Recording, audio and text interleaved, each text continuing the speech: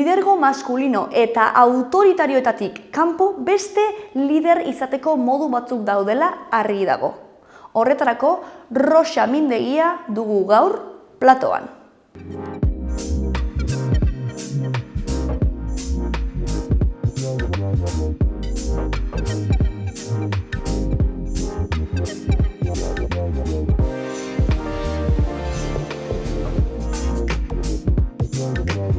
Ongi etorri, Rosa? Eskerrik asko. Zer moduz? Ondo. Ongi? Mentxe, ongi, bai, bizia bizitzen. Bizia bizitzen, bueno, primeran orduan. Laxe gaude, bai. Gainera ez zaude urduri, ez zaude lasai. Lasai. Primeran. Lasai gauza hauek. Oso ongi. Azkenean sortu genuenean programa hau ez, kristalesko sabaiaren kontua, ez ari ginen hor emakumezko ezberdinak, profil ezberdinak bilatzen ez, eta nahi genituen ere, perspektiba ezberdinak oso mundu maskulinoetan lan egiten duten emakume horien perspektiba izateko, eta baita ere, lidergo karguetan zeuden emakumeen perspektiba ere izateko. Eta baita ere, nik uste, zure perspektiba oso interesgarria dela, zezu gainera, lidergoaren eremuan ere, ematen dituzu klaseak, ez? Eta baita ere, lidergo igual motoa ezberdin horiek ere bilatzen, ez? Ez beti lidergo maskulino horiekin badatoztenak. Orduan, esan dugu, Rosa Mindegiak ze esaten ditzun? A ber, ze kontu ateratzen ditugun hemendik, ez?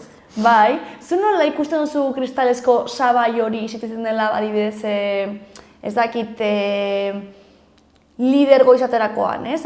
Emakume batek ze zailtasun ditu edo ze sabai aurkitzen ditu postu hori izatera joaten denean? Badira sabai asko, ez, tamalez.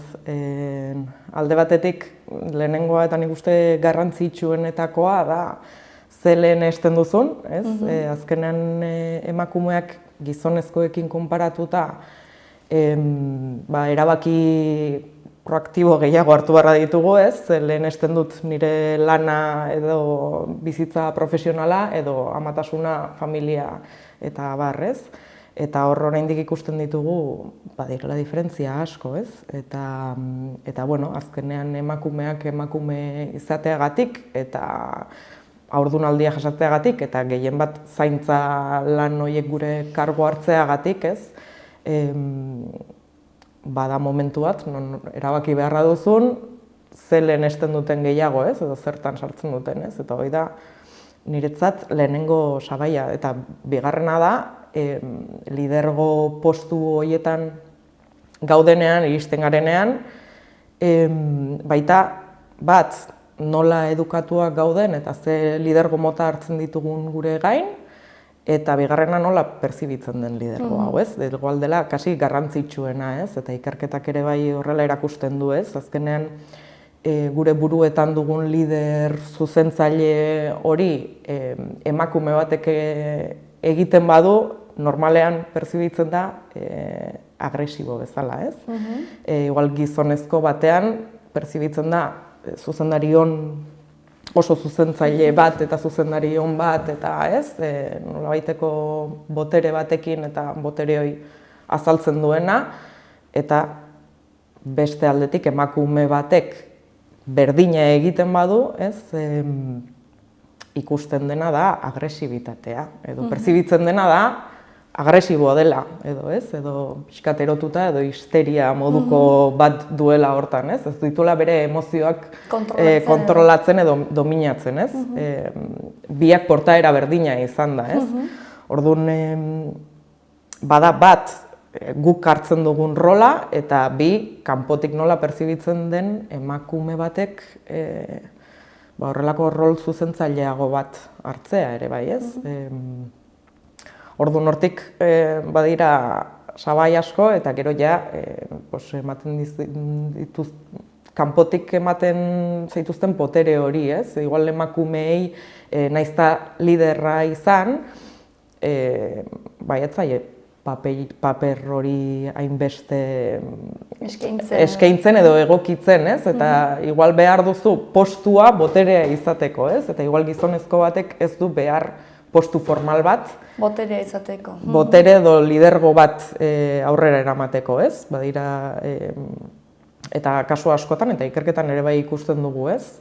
Naizta emakume zuzendari bat izan, askotan agertzen direla azpitik dauden rol hoien artean lidergo batzuk edo beste botere batzuk, naizta formalki boterea ez izan, boterea dutenak, ez?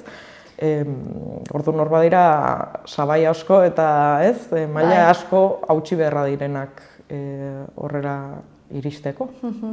Bai, hitz egin dugu, guzti horri buruz, ez? Bai, amatasunari buruz, bai familiale nestearen inguruan, baita esaten duzuna, ez? Igual lidergo edo postu hori ez izatea, baina boterearekin pertsibiten zaituztela gizona zarelako, ez? Kasuak, ez? Emakumezkoa zela hor zentzen zebilena eta gainontzeko taldekoak gizonak izan, eta kanpoko norbait etorri eta beti gizonezkoari zuzentzea, ez? Ni praktikantan nago, jefa hori da, ez? Eta horrelakoak, ez? Eta nola utzi itzazkegu? Ze, Baude kasuak ari gara, ez, horretan, ez? Ari gara, nik uste, gero eta emakume gehiago daudela botere postuetan, ongi egiten ari dutenak, ez? Eta baitaren nik uste ditugune referente horietatik kanpo daudenak, ez? Igual pentsatzen dugu emakumeak botereekin, eta igual, ez dakit, Margaret Thatcher, Angela Merkel, ez? Baina beti dira, ez dakit, ez horrelako emakume oso autoritarioak, eta nik uste autoritate maskulino hori hartu izan dutenak, ez? Orduan, nola uste ditugu eta nola sortzen dugu beste lidergo mota bat? Ikerketan asko ikusta, urte askotan ikusi dugu, ez? Azkenean zeinek diren lidergo mota ezberdin horietatik eraginkorrenak direnak, eta beti ikerketan ikusi izan dena da, gehiago emozioetan zentratzen den lidergo mota hori dela eraginkorrena dena, ez? Deitzen digula lidergo eraldatzailea ikerketa gehienean, ez? Eta lidergo hori gehiago lotuta dago beste ezaugarri femeninoago batzukin, ez? Eta ez maskulinizatu horiekin, ez? Eta hor badugu lan bat, bai ikerketa aldetik eta bai ikertzaileok eta entitate ezberdinek horrelako interbentzioak egiten ditugunean, argitzeko azkenean lidergo eraginkorra ez dela dugun lider idealizatu hori maskulinizatua, baizik eta bestea dela.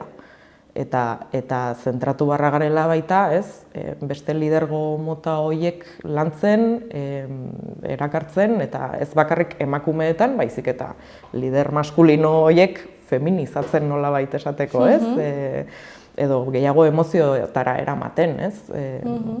Azkenean denak pertsonak gara eta pertsonen artean, eta talde batekin lan egiten duzunean, pareko horri ulertzea, ez bakarrik esaten duen hitzangatik, baizik eta bere sentimenduan nolakoak diren eta bere beharrak zeinek diren ulertzea dela lidergoaren zati garrantzitsuenetako bat. Ez bakarrik zuzentzea edo esatea zer egin behar den, baizik eta nolabait ere beste pertsonetan eragitea egin behar dugun hori egiteko eta ongizate mantentzeko ere bai, hori dela garrantzitsua ere bai.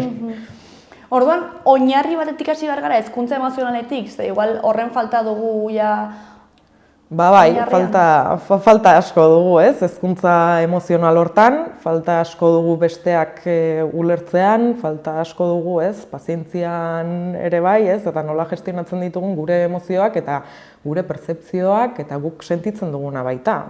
Lehenengo lana ere bai da, ni nola sentitzen naizen, nola portatzen naizen besteekin, eta zergatik duten nik portaera hau, zergatik ikusten duten nik hau kanpoan, eta gero besteak ulertzea ere bai, batzutan portaera batzuk nik interpretatzen ditut modu batera, ni horrela sentitzen naizelako, edo nire proiekzioan dagolako hori, orduan hor bada lan emozional asko, ulertzean nola sentitzen naiz ni, zergatik sentitzen naizen horrela, eta nola sentitzen den bestea, eta zergatik sentitzen den horrela, eta hortik hori da lehenengo abia puntua, denen artean modu kolektiboago batean lan egiteko, Pixkat Bai, dinamika, erlazio dinamikak aldatuz, ez? Eta gehien bat lanean ditugun horiek. Zu orain ari zara irakasle moduan, ez? Euskal Herriko Unibertsitate Publikoan, ez? Hoi da. Eta lidergo edo lider on bat izateko klaseak edo ematen dituzu, ez? Orduan, bueno, ez dakit ala dena da, ez? Bai, gutxi gora bera. Gutxi gora bera, bai. Eta horretan, zentratzen zarete beste lider mota batera ikitzen edo beste lidergo edo eredu bat izateko aukera plazaratzen edo aurkezten?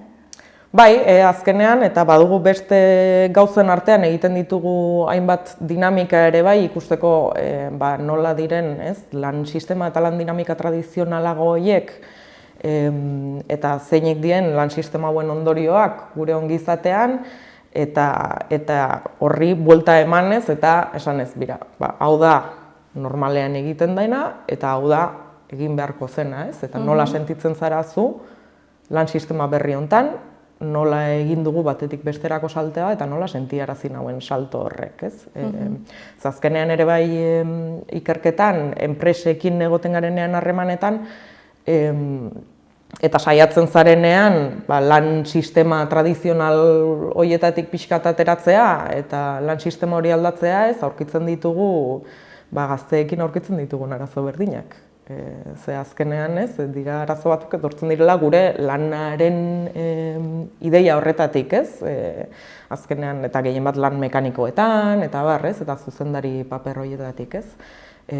Eta dinamika horietan oso argi ikusten da, zuzendari bezala jartzen dugun pertsona horri, ez, azkenean lan sistema tradizional hortan jasaten duela presio asko eta normalean hartzen dituzten portaerak oso direktiboak eta zuzentzaileak direla, ez, eta hor gatazka asko sortzen direla, bai langileen artean eta bai zuzendariekin, ez, eta gero aldatzen dugun momentu hortan, badela baita horrelako fase bat, non botere hori zuen zuzendari horrek, eta batean boterea nolabait ere banatu egin behar duenean, informazio gehiago ematen duelako, autonomia gehiago ematen dielako pertsonei, badela hor momentu bat ez dakiela nor den. Eta botere galtze horrek, naizta aurreko boterea ordu batekoa izan, ze dinamika ordu batekoa izan da, botere galtze hortan pertsona bezala izaera galtzen duela nolabait ere, eta ez daki nor den, ez? Eta hori ikusten dugu, ez, norbaiti boterea kendu edo boterea hori pixkat zabaldu egiten dugunean, ez? Badela hor, nire lana orain arte zen zuzentzea eta mundu guztiai esatea zer egin behar zuen, eta orain nola bakarrik autonomiakin lan egiten badute zein da nire papera hemen, ez? Eske zure lider papera da, berei motibatzea, berei entzutea, ikustea zeinek dien bere beharrak, ez da zuzentzea eta zure botere hori erabiltzea, ez? Espresioki eta hor bada, ikusten dugu, ez, badela salto bat eta badela momentu bat, bai enpresetan eta bai ikasleekin boterea zuen pertsona horrek bere izaera nolabait ere puskatu beharra duela eta berritik hasi beharra dela beste puntu batetik, ez? Eta hor bada krisi momentu bat, ez dakite. Nor naiz edo zer egin behar dut, ez? Hoi da, ez? Eta nik uste dela gauza bat pasatzen dela, botere duen pertsona horrek galdu egiten duela, ez? Eta berdina pasatzen da bai feminismoakin edo bai, ez? Gizonezko batek bere maskulinitatearen privilegio horiek galtzen dituenean, ez? Edo guk pertsona txuri europear bezala gure privilegio horiek, ez? Nolabait ere boterea kendu nahi baduzu zure izaera ere bai galdu egiten duzu momentun baten eta krisi momentu baten sartzen zara, ez? Eta oso kuriosoa da, egia esan, ikusteko, ez? Baina horrelako lanketak egiten ditugu, ez? Ikasleekin, nolabait ere bere barruan senti dezaten zeinek diren diferentziak, ez? Eta nola sentiaraten diguten diferentzia hauek.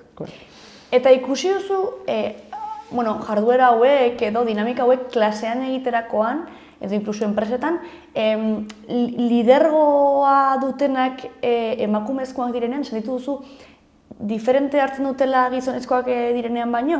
Bai, askoz gehiago. Gainera, normalean, bai, pertsonalitate testak eta bai adimen emozionalaren testak egiten ditugu, bai, dinamika hauek egin baino lehenago. Eta beti, adimen emozional altuko pertsonak emakumeak izaten dira, ez? Taldeetan, bueno, eta talde oso handi bat hartu, gehienetan adimen emozional altua duten pertsona horiek emakumeak dira,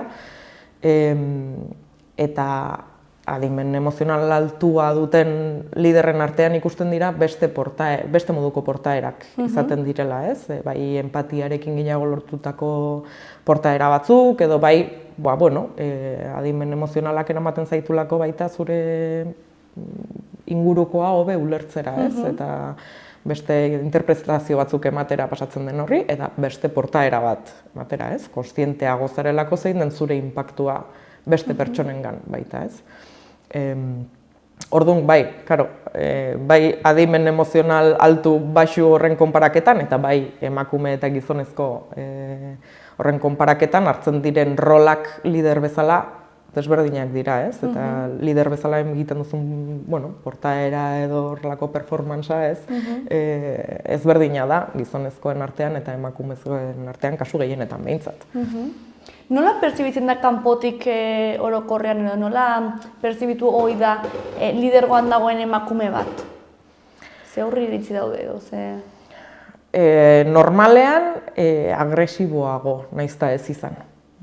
Naizta bere portaera ez izan agresiboagoa edo zuzentzaileagoa edo direktiboagoa nolabait esateko pertzibitzen da, ez? Zuzentzaileagoa pertzibitzen da emakume bat gizonezko bat baino, ez? Igual denek espero dugulako emakume bat xamurragoa izatea edo ez gehiago zaintzea edo beste portaera batzuk espero dituzu eta ez hainbeste zuzentzea, esatea edo horrelako, ez? Ideia indartsuago bat izatea, ez? Eta orduan nik uste pertzibitzen dela portaera berdina ezberdin pertzibitzen da emakumeetan eta gizonezkoetan, ez? Eta aldiz gizonezko batek jarrera empatikoagoa badu edo, ez? Xamurragoa badu, ikusten zaio, nolabait ere indarra galtzen duela, ez? Edo ez dela, hain boteretsua edo indartsuago, ez? Konparaketan.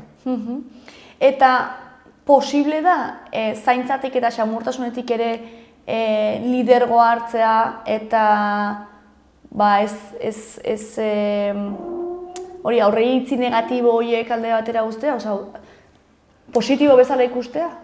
Bai, eta hala izan barko zen, ez? Azkenean liderra ere bai izan barko zen horrelako zaintzaile paper bat duena, baina egia da ere bai beharrezkoa dela horrelako komunikazio asertibo bat izatea, ez? Eta arazoak daudenean eta bar, nolabait ere modu egoki batean komunikatzea hau, ez? Orduan behar ditu bai bi alde horiek, ez? Komunikazio asertiboago bat eta zainketa alde hori baita, ez?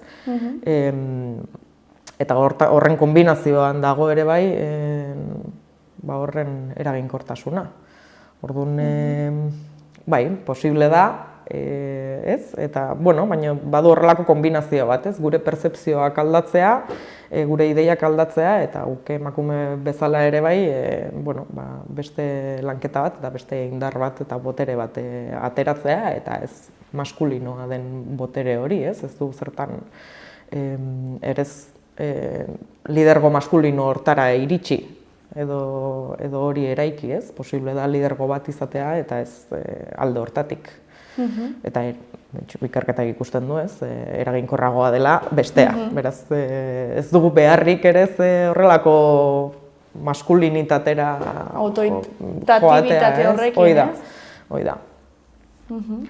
Eta hor bada lanketa bat, ez? Baina lanketa nik uste dela gehiago, dagoela gehiago sisteman. Eta ez, bakoitzak lider bezala egin dezaken hortan, baita, baina kanpokotik, sistema aldaketa edo, hoi da. Eta lehen aipatu dugu amatasunaren kontua, Eta zuk uste hori dela emakumezko gutxiago edo lider postuetan emakumezko gutxiago izateko arrazoi nagusia? Edo, hori bai, familia lanak eta lehenestea edo, haurdun geratzearen kontuarekin edo dela eskaintzen ez digutelako, edo beldur gehiago ematen digulako? Nik uste dela denaren kombinazio bat, ez? Alde batetik argi dago, badugula nolabait ere handicap hori, ez? Eta arazo bat dela, eta hortan lan egin behar dugula, ez? Eta badaude baita beste faktore horiek, ez? Nola sartzen garen postu horietan, ateratzen zaigun gure barrutik postu hori nahi dut edo gehiago atzera botatzen digun edo beldurre ematen digun lidergo postu horietan egotea, bai, edo ez digutelako aukeraik ematen, edo aukera ematen digutenean ez garelako ausartzen, ez? Edo ez dugulako gure burua ikusten postu hortan.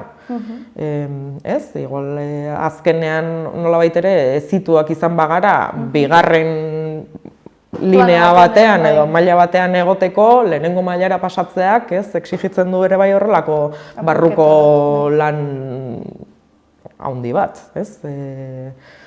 Hortik ateratzeko, ez? Eta bitartean gizonezko bati modu naturala denitza, ez? Baina, bai, gehiago barrutik ateratzen zaio gehiago, ez? Izan dugun heziketagatik, edo bizigaren estruktura eta sistema honegatik, ez?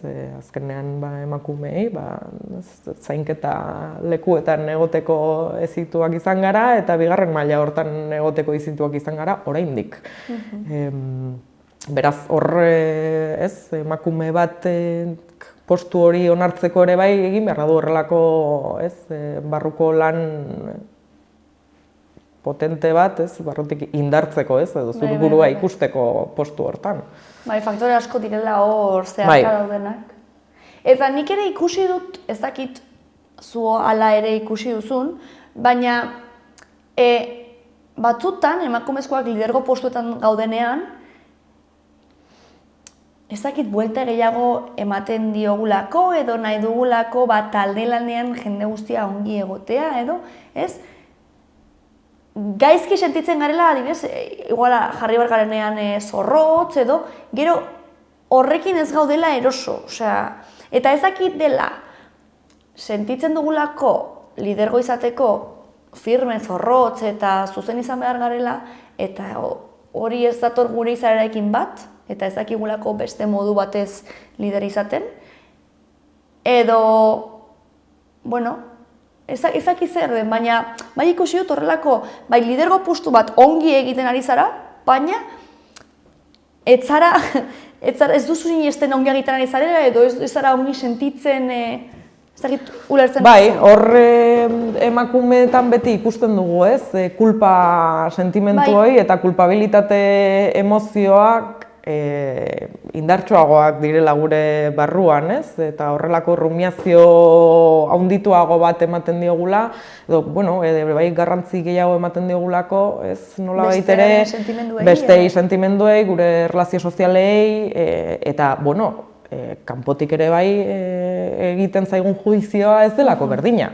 Ez? Emakume bezala, zu bileran baten, ez dakit, haserretu egiten bazara eta zure ahotsa gehiago igotzen baduzu, pertzepzioa kanpotik eta kanpotik egiten zaizun juizio hori, ez da berdina gizonezko bati egiten zaion juizioa eta emakumezko bati, ez? Hau da, ez da bakarrik gure barruan dagola, baizik eta kanpoan egiten den juizioa ezberdina dela, ez? Eta azkenean nik gero etxean, ez? Nolabait ere kulpa horrekin landu egin beharra dut kulpa hori, ez? Eta eramaten dit horrelako rumiazio sentimenduetara, edo gehiago pentsatzera ze egin duten, ze pasa den, zergatik pasa da hau, ez?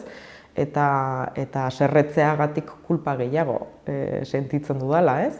Eta nik uste hor badela, zati bat dela, gehiago, empatia gehiago, adimen emozional gehiago izateak, eta gure erlazio sozialetan eta besteak duten sentimentuetan gehiago erreparatzea, eta bestea, kanpotik jasotzen dugun juizioa, igual ez digutela esaten, baina aurpegietan ikusten da, ez, eta gero, ez segur nago bulegoetako elkarrizketa horietan ere bai, ez, susmatzen duzula, ostra, ez, igual aserretu nintzen egun hortan, ez dakit, horrelako juizio handi bat egin didate kanpotik, ez?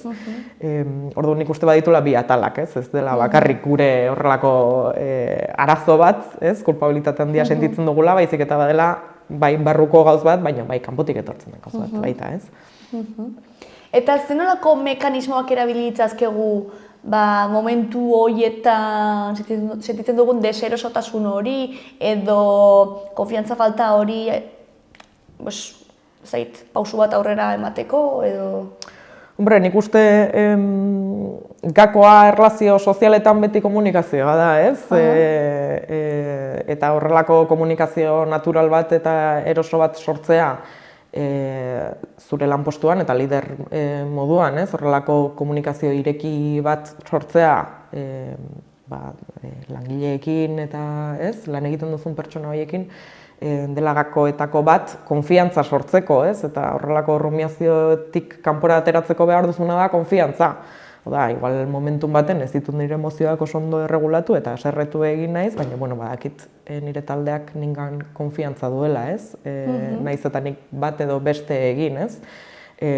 Beraz, guzti komunikazioa eta konfiantza giroi sortzea dela gakoetako bat, eta bigarrena ikustea eta ez, konprobatzea nolabait ere bai ez dagoela dena zure baitan, ez? Baduzula responsabilitate bat, zure portaera horietan, baina, azkenean sistema eta estruktura hor daudela, hor egongo direla, hausten ez ditugun bitartean behintzat, eta beraz, zuri egingo dizuten juizioa, estruktura hortatik etortzen dela, edo sistema hortatik etortzen dela, ez? Ez dela bakarrik zuk zerbait gaizki egin duzula.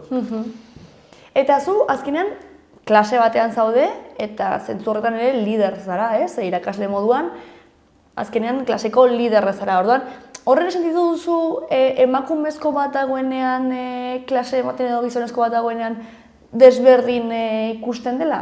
Gehien bat unibertsitateetan, ez? Igual, lehen hezkuntzan edo, igual emakumezko gehiago daude, baina nik uste ja unibertsitate maila horretan, igual ezberdin bagara emakume pixkat gehiago, gizonezkoak baino, ez beti bezala ez, postu altuenetan ez, baino besteetan bai, eta baino bai, ikusten da azkenean ikasleek duten jarrera normalean behintzat ez da berdina gizonezko bat edo emakumezko bat badago klase horren aurrean, ez?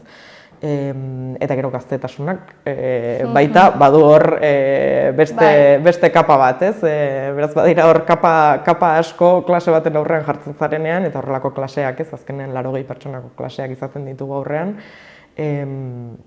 Eta badira hor, ez? Badira diferentzia asko, ez? Baita zuk nola sartzen zaren, ez? Eta nola aurkezten zaren ikasle horien aurrean, ez? Eta horrek badu zer ikusi asko, baina egia da autoritate gehiago ematen duela gizonezko batek beti, ez? Ikaslegoaren aurrean emakume batekin konparatuz, ez? Eta igualzuk autoritate hori lortzeko behar duzu esfortzu handiago batekin konparatuz, ez? Eta gehiago nolabait ere maila altuagoetan, ez? Masterrean klase ematen duzunean, edo horrelako beste lanetan, ez? Tribunaletan zaudenean, edo ez? Beti ere diferentzia asko dago, tesi tribunaletan, ez gradua mailerako lanen tribunaletan, ez? Ikusten da beti gizonezkoek badutela horrelako autoritate bat, ez? Gizonezkoa izateagatik, eta gehienetan ez garela kontu ematen, ez? Baina normalean gehiago hitz egiten dute, edo ez? Zuzenketa gehiago ematen dituzte, edo ahotsa beste modu batekoa da, ez? Horrelako nolabait ere konfiantza gehiago hartzen dituzte beti gizonezkoek eta emakumezkoak pixkat beti atzerago gelditzen dira kasu horietan, ez? naizta igual akademikoki emakume hori Maila maila altuago batean egon, ez? Baina bai, ikusten dira diferentzia horiek eta hartzen ditugun rolak ezberdinak direla, ez? Nahi gabean, baino ez, fijatzen hasten bazara eta ez, analizatzen baduzu ikusten dituzu beti badirela diferentzia horiek, ez? Zenolako egoera konkretua bizi izan dituzu, eta konturatu zarela, hemen kriston sabaia dago, ez? Hemen kriston arrakala dago. Nik gehien bat fijatu naiz doktoretza tesietan eta kongresuetan egoten garenean dauden diferentziak, ez? Gehien bat kongresu akademikotan, azkenean, ez? Pila bat ikertzaile biltzen dira sala berdinean, ez? Ikerketa bat aurkezteko, eta hor ikusten dira diferentziak gehien bat egiten diren galderetan, egiten diren interbentzio ezberdinetan, nola baldin badago ikertzaile bat, nola baiteko txapa handiago bat sartzen duela, edo ez kongresuetan asko pasatzen da, norbaitek egiten duela galdera bat, ez galdera bat egiteko, baizik eta bere ikerketa azaltzeko, azkenean, ez? Eta gehienetan horiek gizonezkoak izaten dira, ez? Nola baiteko konfiantza hori hartzen dutenak, horrelako 10 minutuko parrastada bat botatzeko, ez? Emakumezkoak gutxiago dira, igual galderak egite dituzte, ez? Baina egia da portaera ezberdina dela, ez? Hartzen den rol hori oso ezberdina da, baita aurkezterakoan. Ematen zaion horrelako, eta berdina pasatzen da akademian kasuan, helduagoak direnekin, gazteak garenokin, ez? Pixkat diferentzia horiek ematen direla beti. Eta ikaslegoaren aldetik, ikusi dituzu kasu zehatzak edo izaera edo egoteko modu zehatzak oso ezberdinak direnak gizonezkoekin eta emakumezkoekin klaseak ematerakoan? Bai, ez hola oso konkretuki, baina bai, egia da niri tokatu zaidanean, adibidez, klaseak ematen dituen doktoregai batekin, edo horrelako praktika aldian dagoen doktoregai batekin joan, ez? Eta gizonezkoa izan da, eta nola ikusten denez, nola baiteko autoritate gehiago ematen zaiola gizonezkoari, zuri baino, ez? Esatu duzula, nirekin ez zaudete hain isilik eta atentu, ez? Eta, diferentziak txikiak dira, egia da. Ez dira horrelako, ez bazara fijatzen igual, ez duzu ikusten, ez? Horrelako diferentzia horiek. Baina bai, badira, existitzen dira, ez? Eta, nahi gabean gure pertzepzioan ere bai, ez? Eta nik neuk emakume bezala egiten ditudan juizioetan ere bai badago, ez? Sesgo bat, eta hori ikusi barra dugu, ez? Bakoitzak bere barruan, ez? Zergatik pentsatu dut hau, ez? Zergatik etorri zaitan ideia hau, edo zergatik interpretatzen dudan gauz bat edo beste bat, ez? Momentu baten edo bestean. Sabaia hauek apurtzeko, zein da pixka bat zure helburua klase ematerakoan? Hau da, lidergoari buruz hitz egiterakoan, edo zein ditu dira zure helburuak kristalezko sabaia hauek apurtzeko? Ikasleekin nik esfortzu gehiena egiten dudana da, azkenean unibertsitatean gaude eta akademia munduan gaude, eta esfortzu gehiena egiten dudana da horrelako ikerketak esaten duena ateratzea, ez? Eta ikustaraztea, liderraren ideia hau dugu, baina ikerketak esaten du hau eta hau, ez? Eta berdina ekonomia ematen dugunean, ez? Oda, ekonomia klasikoak hau esaten du, baina gero badira ekonomia kritiko batzuk, eta badago ikerketa asko ekonomia feministai buruz, eta ikerketa honek hau esaten du, ez? Hau da, horrelako esfortzu bat egiten dugu, aurkeztuz dagoen ikerketak ze esaten duen, eta hortik atera dezatela beraiek beren ondorioak baita, ez? Eta ikustaraziz, azkenean lanean, eta azkenean hau da nik irakasten dutena, ez? Lanean garrantzitsuena dela eta ikusi dugula ikerketan, ez? Laneko ongi izatea izan barra dela enpresa guztiaren zentrua eta pertsonak direla, enpresa egiten dutenak, bezeroak pertsonak dira baita, zuzendariak pertsonak dira baita, eta azkenean da pertsona talde bat helburu batekin, ez? Eta pertsona guzti horiek errespetatzea eta kontuan hartzea dela helburu garrantzitsuenetako bat, ze bestela ezin dugu bizi iraun, ez? Eta horrelako, pentsamendu kolektibo batera saiatzen eramaten naiz, edo ez? Saiatzen naiz ikasleek horrelako etxetik ekartzen dituzten kontzeptu horiek pixkat hautsi eta hortik zerbait ateratzea, ez? Minimo bat bada behintzat, ez dakit lortzen duten denekin, baina baten bat lortzen da. Eta gero adibidez, klaro, ez dakit zure klaseko ikasleen profilan non bukatuko den, ez? Edo non bukatuko duten gero lan mundura ateratzerakoan, ez? Baina, ez dakit, tortzen ari zait burura momentu oro elkarrizketa honetan, ez? Oso maskulino diren, ez dakit, fabrika lantokietan edo oso zaila dela emakumezkoentzako hor eroso sentitzea, ez? Zu azkenean fabrika batean zaudenean eta gehiengoak gizonezkoak direnean, entzuten dituzun komentarioak, giroa, dinamikak, inkluso izan daitezke aldagelak, ez infrastu. Oso maskulino denean, nola nahi izango dute ez emakumeak mundu horietara sartzen, ez? Nik uste ez dakit, agian okernago, baina oso mundu feminizatuetan, nik uste ez dutela gizonezkoek muga hori sentitzen, ez? Edo arresi hori sentitzen. Baina aldrebes, nik uste oso argi dagoela, ez? Osa, ni, kriston, ofensa hartuko nuke momentu oro, ez? Dauden konbertsazioekin, dauden dinamikekin egon momentu, baina zer da hau?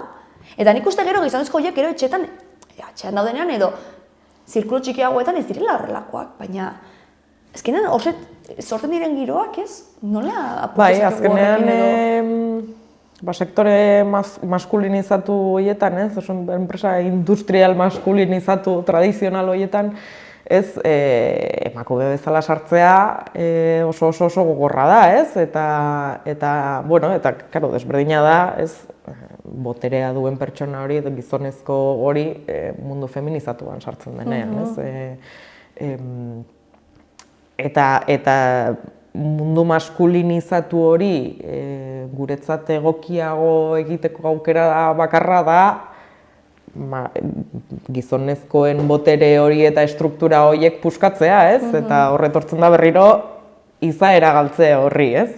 Azkenean gizonezko bezala, zuk zure lanpostuan pasatzen dituzu, 8 ordu egunean, patroi bera, portaera bera eta erlazio berdinak izaten, ez? Eta erlazio horiek eta normalizatzen, eta erlazio horiek sortu badira, horrelako mundu maskulinizatuan, non ez dagoen inolako juiziorik eta egin dezaket, nik nahi dudana, eta nire botere erakutsi dezaket nahi dudan bezala, ez, horiek austea ere bai, bada lana, ez?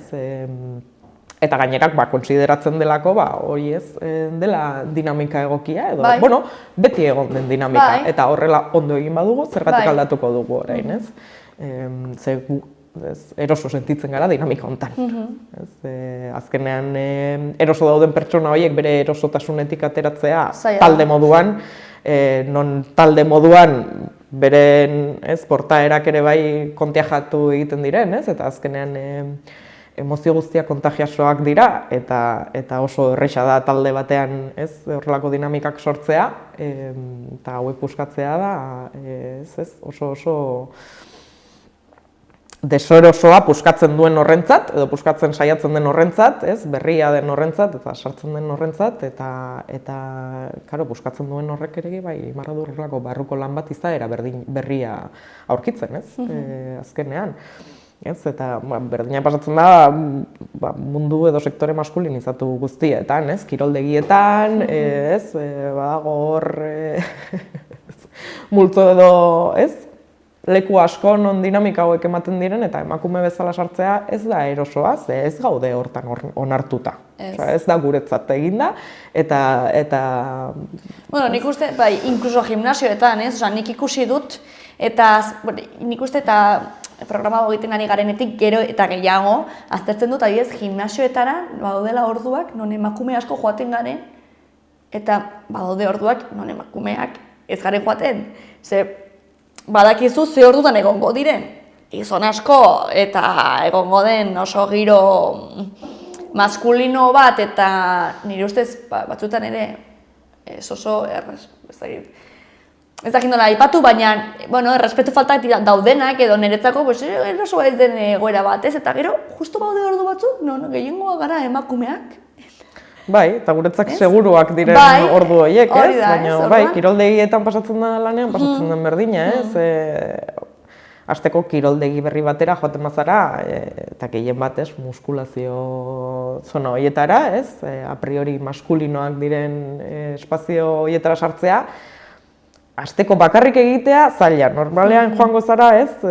Lagun batekin, edo, ez? Pixkat ez da erosoa horregotea, ez da erosoa. Naiz eta inorek ezer ez esan, ez da erosoa, ez? Dagoen klima hori, edo dagoen, ez? Dinamika horiek, ez dira guretzat erosoak, eta berdina pasatzen da lanean, ez? Claro, baina igual gimnasiokoa ere aukeratu dezakezu pixkat, baina lan ezin duzu aukeratu.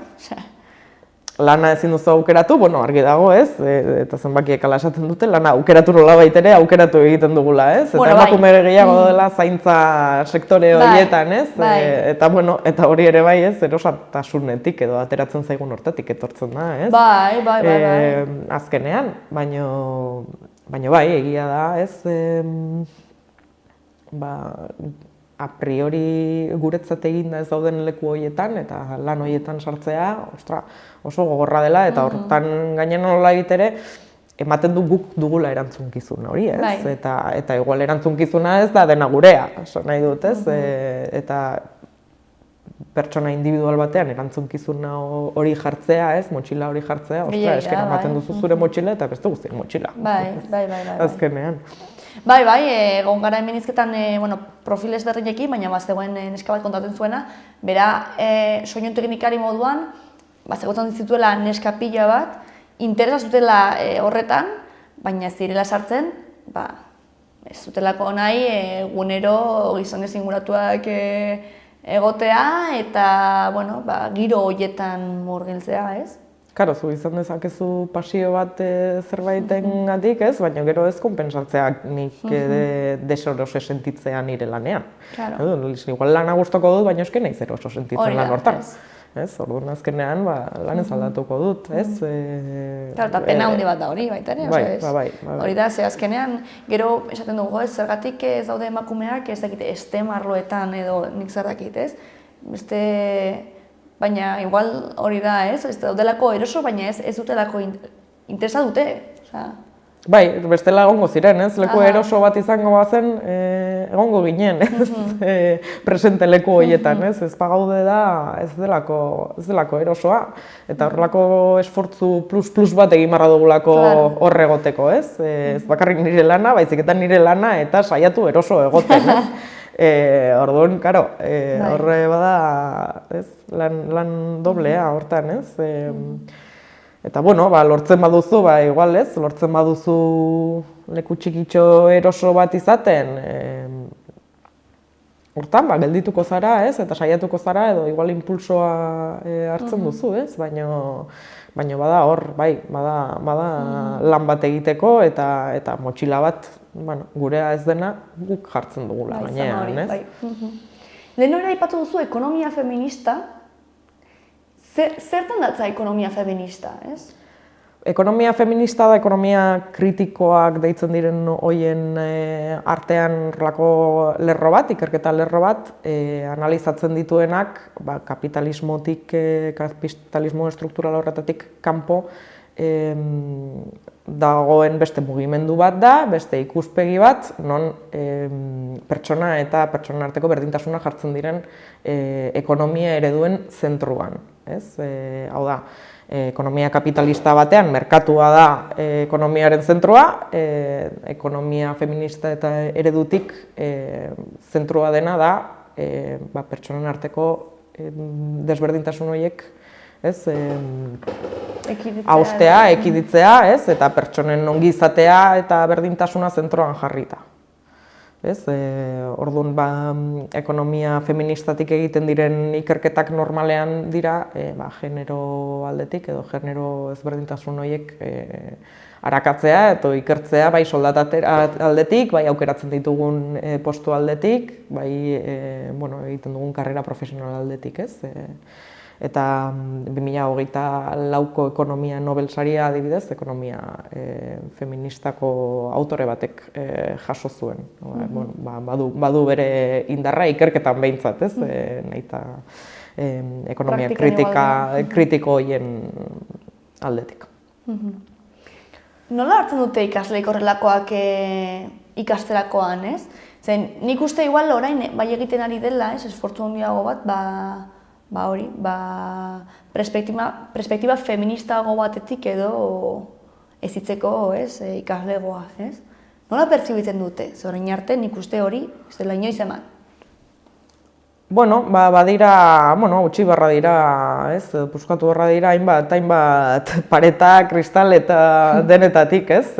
Hori egiten duzunean, normalean saiatzen garena da, datuak ematen, ez? Eta zein da soldata desberdintasuna emakume eta gizonezkoen artean, edo zein da aberastasuna nola banatzen den munduan, eta zeinek diren mundu mailako desberdintasunak aberastasun hori banatzen dugunean, eta nora eramaten gaituen datuekin orain dugun estruktura honek, ez? Eta azkenean eramaten gaitu, ez?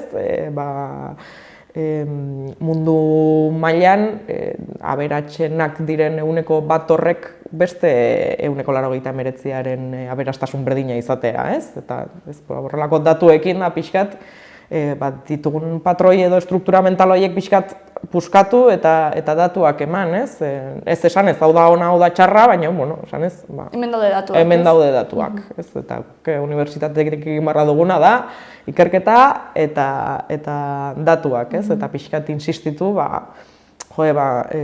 sortzen ditugun argumentuak izatea pixkat, ez? Horrelako oinarri zientifikoa dutenak edo datuetan oinarritzen diren argumentuak izatea behintzat, ez? Eta ez, etxetik atera dudan edo ez dakit Instagram edo forotatik atera dudan argumentu bat, ez? Ez duena inolako oinarririk, ez? Pixkate lana ere bai hortan dago, ez hitzen eta erakusten ikaslei eta gazteei ere bai, pixkat irakurtzen ditugun gauz guztietatik, ez? Nola dakiten zer den, zerek baduen oinarri bat eta zerek ez, ez? Eta argumentuak sortzea, ez? Nolabaiteko oinarri batekin. Eta gero, unibertsitatetik eta egunerokotasunean, ez duzu sentitzen batzutan naiz eta datuak horregon eta datuak plazeratu ez dutela sinistu nahi? Hau da, niri gertatu zait, ez? Konversazio batean, ez dakit, hitz egitea, emakumezkoa paiatzen ditugun erasoi buruz edo bortxaketei buruz eta beti ateratzea, ez, baina gizonezkoei ere gertatzen dira, badaude emakumeak. Eta, ostras, baina datuak hor daude, eta nik uste, pausu horretan gaude ez, hori oso argi dago, ja? Baina, jarraitzen dago onartu gabe edo, ez dakit? Bai, eta hor bada, azkenean datuak ulertzeko, interpretatzeko, bilatzeko ere bai egin barra duzurrelako esfortzu bat, errexagoa da esfortzu hori ez egitea. Momentu askotan, eta egia da, eta ikerketan ere bai ikusten da, ez? Horko fascismoan sorreretan, eta horrelako idea oso radikalen sormenetan azkenean mundu mailan eta pertsona guztien artean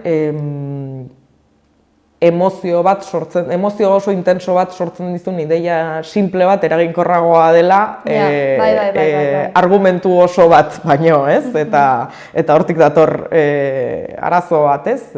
Azkenean nik baldin badut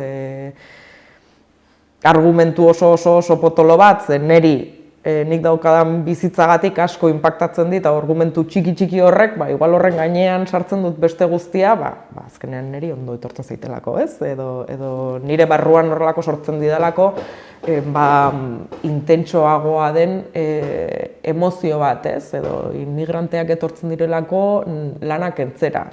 Zenbat argumentu bat dituzu horren gain, ez? Da, impulso bat da, sentimendu bat da, emozio oso intenso bat, eta bueno, emozio intensoak sentitzen dugunean, beste guztiak intentsitatea galtzen du, azkenean burmuinak badu energia bat, eta intentsitate asko sartzen dugunean, beste gauzak ez dira sartzen, eta hortan gelditzen da, orduan bada lan oso zail bat. Ze azkenean, askotan,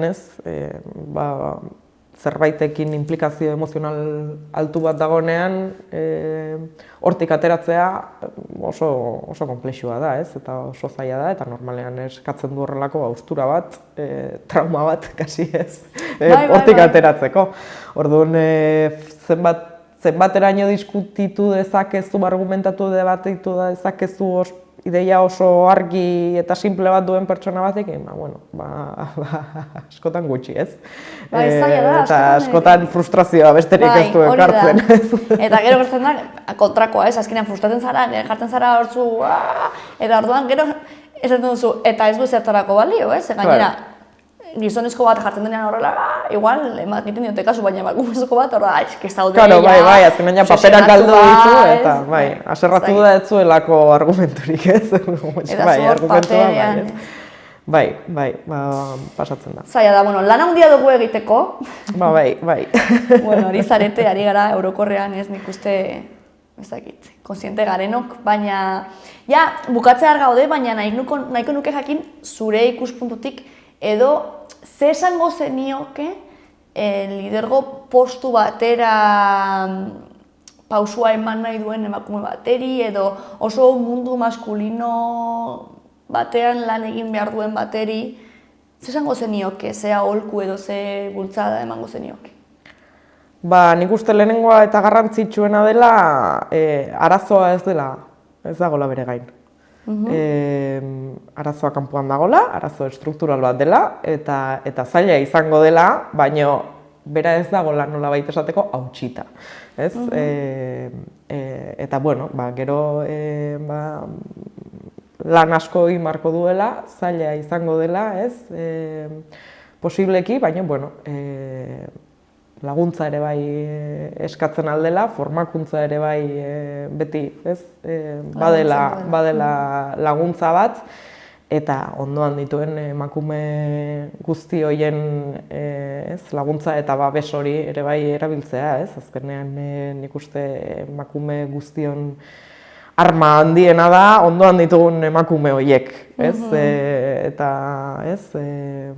ondoan ditugun aizpa guzti horiek nolabait ere gure indar kolektibo hori sustatzea, ez gaudela bakarrik, eta denen artean nolabait ere egin dezakegula, ez? Mila esker, Rosa, mila esker etortzeagatik.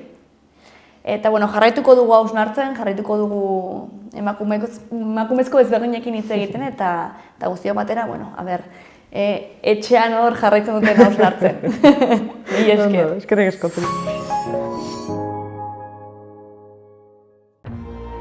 Gobierno de Navarra. Nafarroako gobernua.